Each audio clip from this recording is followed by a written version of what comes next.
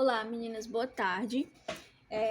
Eu trouxe hoje aqui para a gente revisar o balanço hídrico, né? E aqui tem a prescrição. Ó, tem 2 horas, tenho que fazer 3 medicações, a gente vai ver direitinho. 3 horas eu tenho 2, 5 horas eu tenho 1 e 6 horas eu tenho 6 procedimentos, né? Então, a gente vai ver direitinho cada um.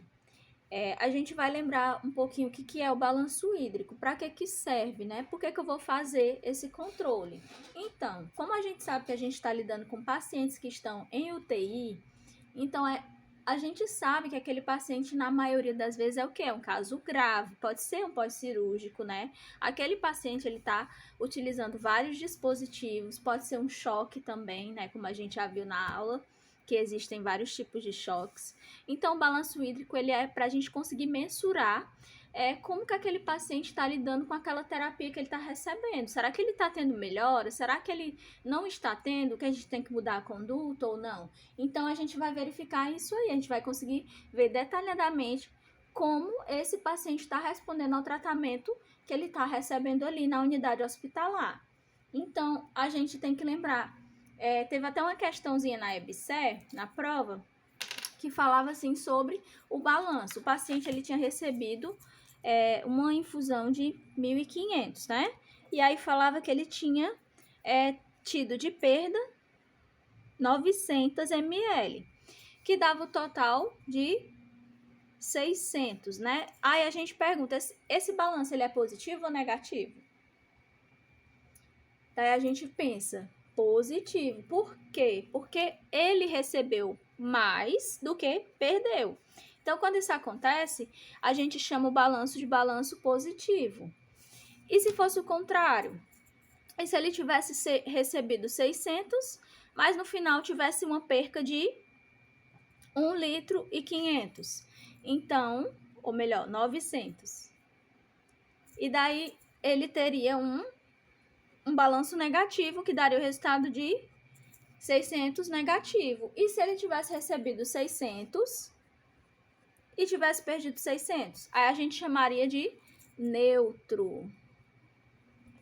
Então, a partir desse resultado, o profissional médico, ele vai conseguir verificar se ele vai continuar com aquela conduta que ele está tendo com aquele paciente, ou se é necessário fazer uma mudança. Né? Então, tudo vai ser para o benefício do paciente. Então, vamos começar. Primeiro, eu aconselho vocês que peguem uma reguinha, né? Para não se perder aqui, porque mesmo tendo aumentado aqui, eu não consegui mudar a estrutura do balanço. Então, ainda ficou fininho aqui, apertadinho. A gente vai verificar aqui o que é que essa prescrição está me dizendo. Aqui está me dizendo que 2 horas da manhã, aqui são 2 horas da manhã, ele recebeu um concentrado de hemácias. O que é um concentrado de hemácias? 298 ml. O concentrado de hemácias nada mais é do que uma parte líquida do nosso sangue. Então, ele é um hemocomponente, né? Então, aqui, bem aqui no cantinho, a gente consegue ver o nome hemocomponente. Bem aqui nessa linha aqui, ó. Aí eu vou procurar aqui hemocomponente, que foi às 2 horas. Certo? 2 horas. Então, eu vou colocar aqui o valor de 298 ml, às 2 horas da manhã. Eu vou anotar bem aqui. 298. Pronto. 298.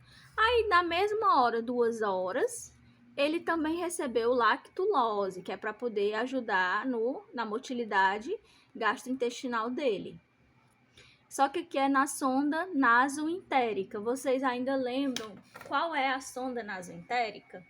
Será que é aquela que vai até o estômago ou é aquela que vai até o intestino? A gente aprendeu em tratamento cirúrgico que entérico é relacionada a quê? A intestino. Então, a gente sabe que é aquela que possui o fio guia, aquela que ela é mais maleável, né? Então, a gente vai ver aqui 2 horas. Vamos procurar aqui onde é que tá a sonda. Medicação sonda, medicação oral ou sonda. É uma medicação, não é uma nutrição. Então, se é medicação, eu vou colocar aqui na medicação. E foi 2 horas. Foram 20 ml. Só que a gente sabe que tudo que a gente vai fazer referente à sonda, a gente tem que fazer o quê? Uma limpeza no sistema. E essa limpeza no sistema, ela pede também 20 ml.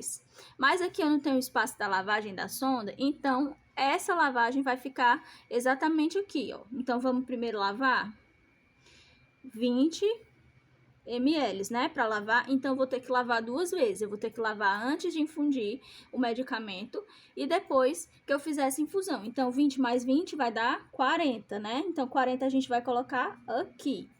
E na medicação sonda, eu vou colocar o valor que eu fiz, que eu infundi de lactulose, que é 20 ml.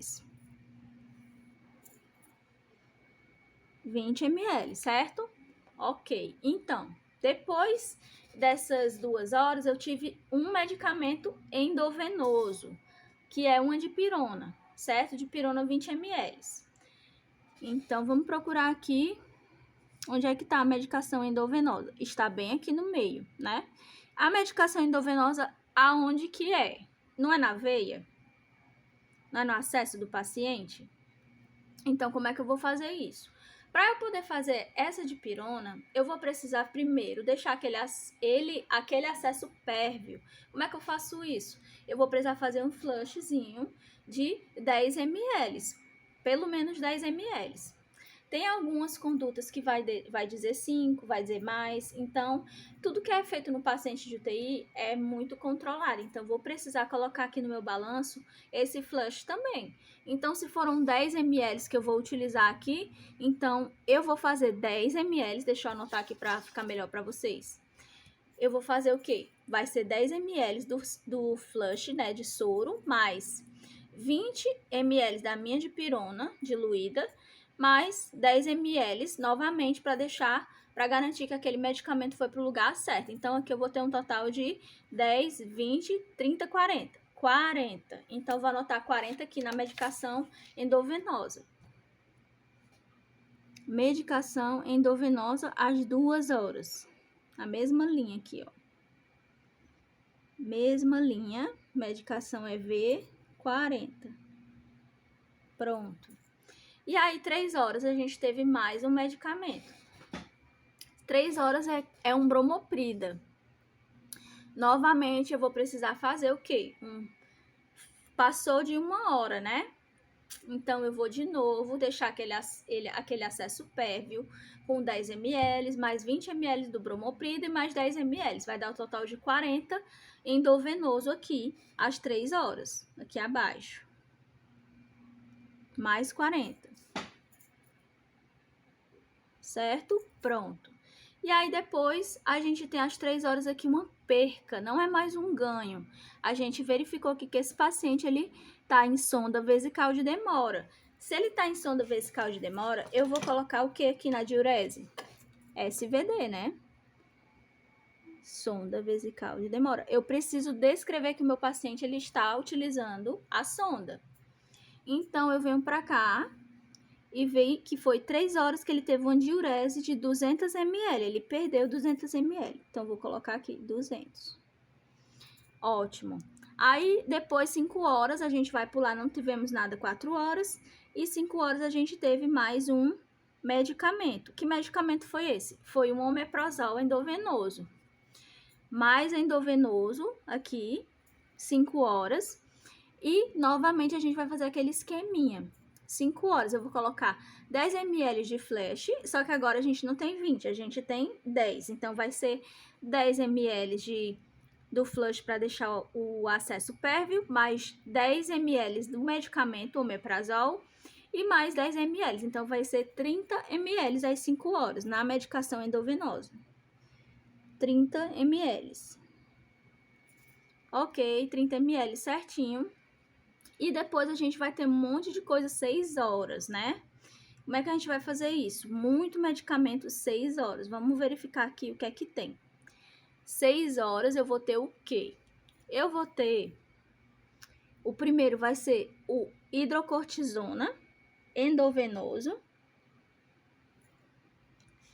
e a escopolamina endovenoso também. E ainda tem o tramadol, né? Então, como que a gente vai fazer isso? Vamos pensar direitinho, que é pra gente não errar, né? Então, vai ser como?